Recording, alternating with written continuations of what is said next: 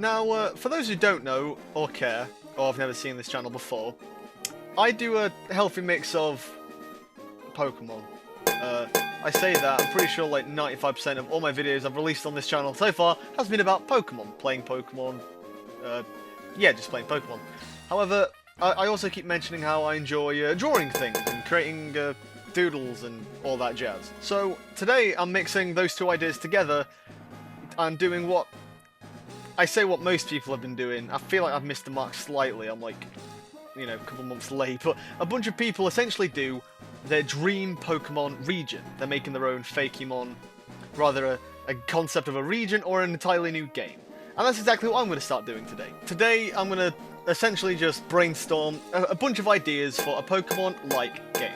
I'm specifying it's going to be a Pokemon-like because I've got a habit of reusing a bunch of my characters, and I feel like if I end up liking some of these quote-unquote Fakemon designs, and I decide to reuse them, I don't want to risk getting, like, I don't know, getting some flack for, like, they're Pokemon designs, what you doing, popping them in an actual RPG.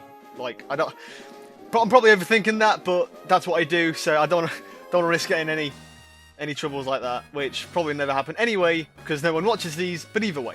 Plus, specifying that it's not going to be exactly like Pokemon gives me a bit more freedom where I can freely add my own types, remove types that I don't need, and have a lot more freedom with these designs. And trust me, there's a lot more. This is definitely not Pokemon designs. Before we hop in, I want to mention I have drawn all these by myself.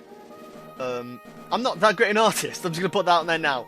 I do a lot of pixel art, and all of these are in the pixel art form. And one of the themes I went for when designing most of these is cartoon. I definitely love how most of Pokemon's designs are influenced by animals and folklore and tried to make some believable animals. This time, I definitely tried to make them realistically. I tried to make them real, but in their universe real. So there's going to be a lot of designs what you probably would never imagine working as a Pokemon, but this isn't a Pokemon, so it's fine. I joked in a previous episode that I'd call them Sidlemon, and I also can't think of anything else to do, so Sidlemon it is. So, before we get into the actual designs, a bunch of people usually state what the region or area is based off. Now, most of these designs, because I did have some of these designs beforehand, they were originally going to be for an Australian type region. But as I went more and more into it, I liked the idea of just kind of embodying the whole world into this one area, and that's the idea I'm going for. So although most of these are definitely inspired by the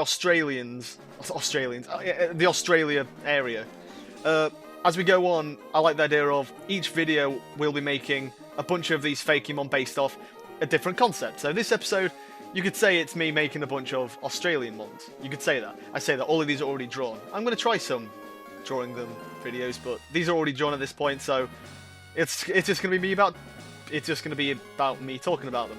This is awful. I'm doing this kind of on the spot here, but either way, I'm sure I'll do some more videos talking about the actual region itself. I haven't really planned a lot about the region itself, other than the idea that it is going to encompass most things about the world kind of into one area. Just a bit of embracing everything of every single culture, if that makes sense. That's the kind of... I thought that'd be fun. Anyway, so let's just jump into it. So this is the first Fakemon or Sidlemon, Coptis, the grass type, cactus kind of guy. A little bit weird, but I did warn you in my defense. Now, for some of these earlier designs specifically, I drew a fair bit ago, so I've got a few things written down about them, what I might as well just talk to you about. However, if you do look to the right ever so slightly, you're going to see some stats. These are not regular Pokemon stats. For reference, the actual Pokemon, Bulbasaur, has 49 in attack, so what's Coptis doing with only 12? Well, these stats are incredibly throwaway, because I didn't know what else to put in this massive empty amount of space. I guess I could put pictures of inspiration, of what inspired me to design them. I might end up doing that anyway, but these were just kind of throwaway stats, again, just to fill up dead space, and these don't work by regular Pokemon stats. This is a Sidlemon stat thing again, but again, this is only a Sidlemon concept idea where I talk about ideas for a game, not actually make one. So these stats probably mean nothing, and I just honestly don't know what else I can put there. So If you have any ideas, feel free to let me know, because I've got no idea. Anyway, Coptis, the small cactus ball. I believe the name... Again, I should have written this down ages ago when I did create the names. Coptis is a mixture between Pop, a baby cactus. Well, I don't know if it's an actual baby cactus or just like the ball you'd get off a cactus. And, well, obviously cactus. So, Coptis. This little guy, I can imagine, the idea would be he has these two roots. What he drags his body around. He doesn't roll around because, well, he's got spikes. He can't roll around. I would imagine the sprite, you can't exactly get a good 3D feeling. But I would imagine all these spikes are specifically at the back of where his like face would be. So he's just got like, think of it like him. Imagine him having spiky hair basically, but he's still got all the little prickles on him. You know, he's a little cactus boy. He's also got sunken in eyes because, well, he's got to survive in the desert. He's a cactus. But I guess the idea is he'll carry his body along with the roots, and when he gets to bodies of water, he'll dunk his arms down into the ground and absorb water. So that's how we do. That's how we do. Now, most starter Pokemon always have the same passive ability. For those who don't know, passive abilities are... Every Pokemon has one. It's just an ability what each Pokemon get. Most grass-type starters usually get an ability called Overgrowth, which just means when it's got low HP, its grass attacks power up, which... I don't want to... I'm not one to follow norms, really, so I would imagine Coptis' passive ability having something akin to Rough Skin, where any physical damage, well, it hurts the other monster because, well, he's got spikes on him. So, plus, I like the idea of perhaps each monster having several passive abilities. So, maybe one where if he gets attacked by water attacks, they actually heal him because he's a cactus, so he stores up water. Something like that might be fun. Right, so next we have Pipe Up, the fire hedgehog monster thing. Christ, you can tell I'm not used to this kind of thing at all. My. So yeah, this is Pipe Up, the little fire hedgehog. The little script I got written down for him is, you know, when frightened, he'll roll up into a little fireball. Some people can launch these in competition. Although, now that I said that out loud, that might be a bit inhumane to him, so maybe let's not throw fire hedgehogs. They are known to have very short tempers, and are known to aggressively challenge anyone who threatens it. Some people have termed this piping up. So they're known to pipe up. They stay alive by keeping their their body on fire. So they forage through dead wood and shrubbery, you know, throw on their backs, keep the fire going, like that. So I'd imagine these kind of, you know, rummaging around in forests, keeping small little fires alive. I imagine perhaps like explorers, you know, if they're ever lost, they're known to wait until nighttime and look for little fires, because that way, you know, they can find a pipe up. Don't know what they do when they find the pipe up, but, you know. The name comes from Pyro and Pup, a baby hedgehog, plus the idea of piping up. Plus there's a few themes what you'll notice in its evolutions, because we are doing evolutions, of course. Not in this episode, but at some point we will. Then the final one, the water starter, Confuzzle, the weird jellyfish-like creature. His idea is, you know, he'll swim through the oceans. I'd imagine it being an ocean dweller. It uses its spiral little tentacles to spiral and spin around. I can also imagine him spinning them together to make a bit of a propeller to move around.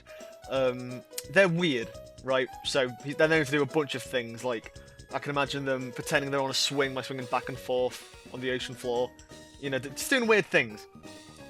They're also known to spiral the tentacles to confuse or hypnotize other fish-like creatures in, you know, where it is. Confuzzle usually find this incredibly fun, and that's the idea of making friends. However, obviously, no other monster likes this, so they tend to avoid Confuzzle. So Confuzzle tends to just be on its own. It's a lonely little creature what swims by the ocean on its own. Oh, bless him. The inspiration for this name is a little bit odd, because Fuzzle is, I believe, a term to confuse others, which that's what he does with his tentacles. And whilst researching some other words, I found a word called conch, which it's an architecture word about buildings, and it's got something to do with domes, and I imagine, well, Confuzzle's got a massive forehead. So, Confuzzle. Although, Confuzzle is an actual word, but, you know, Ditto's an actual word, and that's also a Pokemon name, so I guess that works. So yeah, those are the first three starters. The three starters. There is a theme combining all three of those together, Although I'd argue it's not immediately obvious now, but like I said, when we get to the evolutions, it will be. I don't want to spoil it straight away, you know, gotta build up hype, build up hype. But until then, let's, you know, let me show you some other Sidlemon I've drawn. We'll start with another common trope, what people do in Fakemon regions. The typical rodent, bird, and bug. That's the thing what most people do. And for good reason.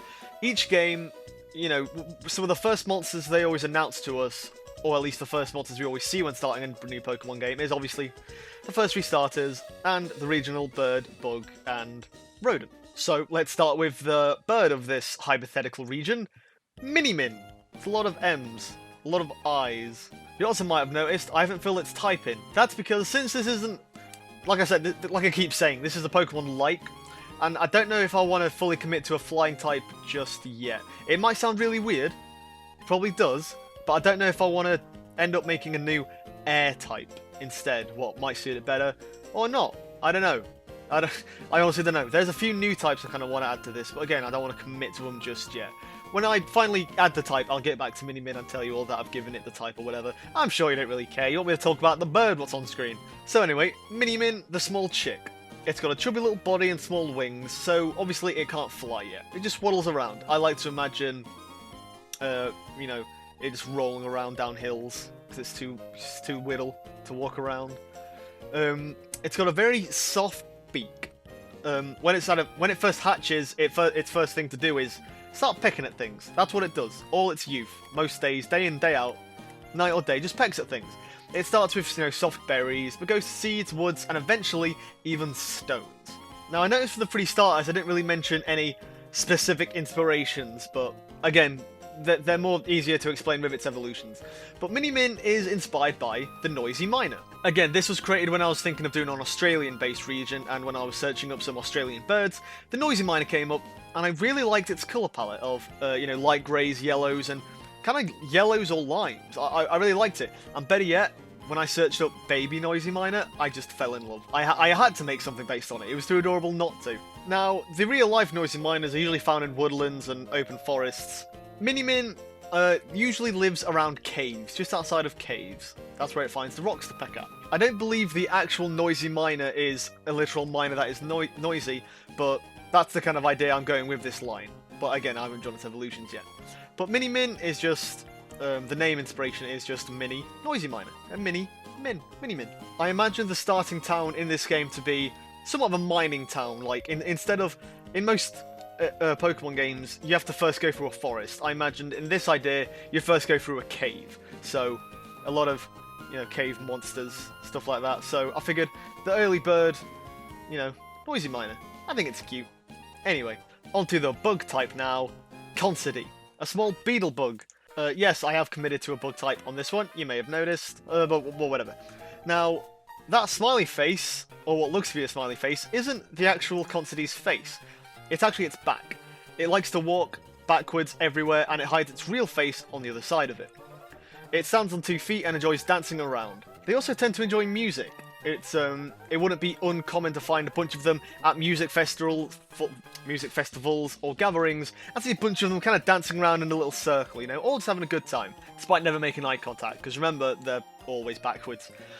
Now, the inspiration for this was, now, I do not have the guts to Google Australian bugs, so what I'd do is I'd imagine cute little bugs, in this instance, ladybirds, or ladybugs, and just see if there was anything Australian to do with them. And I believe the concept I came up with was, I believe I found a type of Australian bug, what wasn't actually a ladybug. It was an invasive species from England, but you couldn't tell the difference. Now, I should have done my research before recording this, admittedly. Feel free to do your own and prove me wrong in the comments, but either way, there was a concept of, if you had an Australian ladybug and an English ladybug, one of them was a faker. I believe that was the concept I found out. It was quite interesting. Or was it just a... Either way, there was an invasive bug species what looked exactly like ladybugs. So, I like the idea of there being Considy here. There's actually 2 types of Considy, and it's near enough impossible to tell the difference from Considy A or Considy B. However, the only way to tell is, well, when they evolve, they'll both evolve into different things. Think of it like Wurmple in Generation 3, how it's got 2 evolutions, however, it's impossible to tell until it's evolved. It's basically like that. So Considine does have a split evolution.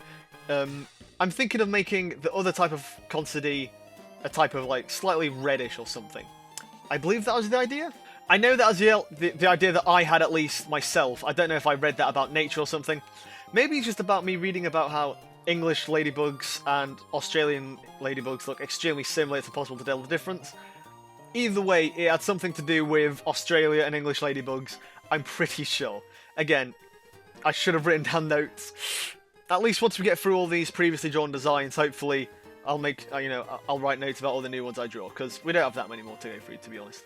And before we move on, the name Considine comes from conceal and ID. Considine, because he's concealing his identity. You can't tell if he's an actual Considine or if he's a different type of species bug. What's impossible to tell the difference from that and Considine. That's the whole gimmick. Either way, let's move on to the next one, the rodent Rubine. Now these little guys are born extremely small. They're cradled in their mother's arms for around 4 to 6 months before being able to walk on its own. They grow up very quickly, but when they are first born, incredibly small, so their mothers just cradle them. That's what I imagine. Instead of having a pouch, it's just their arms. Their ears have not fully developed, so they tend to use their long, springy tail as a radius. Think of it like a helicopter sort of thing, what they do, right? Where the tail just goes round and round, and if they're, scared, see if there's anything in their immediate vicinity. If they do find anything, they know to pounce on it immediately. If they are several Rubines within the same territory, however, I like the idea that there's a rule that they can never show their backs to any of them in case their tails get entangled, because I like the idea of them being very delicate, to sense anything, and if they're tangled, well, you've got a double Rubine on your hands, and that's not good. So, Rubine, despite being a rodent itself, it is inspired by the kangaroo. Although it's not obvious yet. Again, waiting for the evolutions. Now, yes, I know a kangaroo isn't a rodent. I do know that. I just kind of love the idea that, for those who don't know, baby kangaroos are again, born extremely small. In fact, their name is Jelly Bean. They're that small. And the reason kangaroos have pouches is so, I believe the baby's so small, the mother can't even tell when it's giving birth. It just kind of crawls out, goes up into the pouch, plonks down, and just lives there for most of its earlier years. So I like the idea of you just kind of walking out, because again, when I created this, the idea was that it would be an Australian region. So the more I think about it, I guess the first few towns you see in this hypothetical game will be based around Australian culture. So I guess it'd be cute to find a little baby kangaroo just kind of chilling around, waddling around. I believe it is also a mix between a kangaroo and a bush rat, hence the tail and the mouse-like physique. I'll say it once, said it again, wait for the evolution, it will come a lot more clearer, trust me. So yeah, they're the 6 first designs. I was planning on showing more this episode, but we're already almost 20 minutes. I'm recording this currently right now. I didn't think it would take near enough this long to talk about my little design, so expect a part 2, 3, and maybe even 4 real soon. I've got around 20 designs to show you, and then I'm going to try some new stuff where I draw them semi-live, and so I can show you the process of creating some. Maybe that'll be fun, who knows. There's still a few other things about these monsters I haven't told you about abilities. I've only told you Coptis' ideas, so perhaps I haven't really planned this through exactly, but maybe if I find a thing to put into the right spot, maybe it could be abilities, I don't know. The original idea was that it'd be Pokedex entries, but then I realised, well, I'm telling you about them all anyway, so what's the point, After I show you enough mons, I'll probably tell you the story, and maybe even plan out a map and just show you all of it. I hope you like the idea that it's this whole world. And again, I'll mention, this isn't meant to be based on actual Pokemon. These are all cartoony ideas. I like to draw cartoon characters more so than anything. So these aren't so much monsters so much as these are cartoon monsters. They have real life inspirations, but they're meant to be cartoon characters. I've said cartoon characters like 50 times already. But still, I hope all of you enjoyed me rambling on for 20 minutes about 6 mons. Next episode, maybe I'll be able to fit more in. I'll try not ramble as much.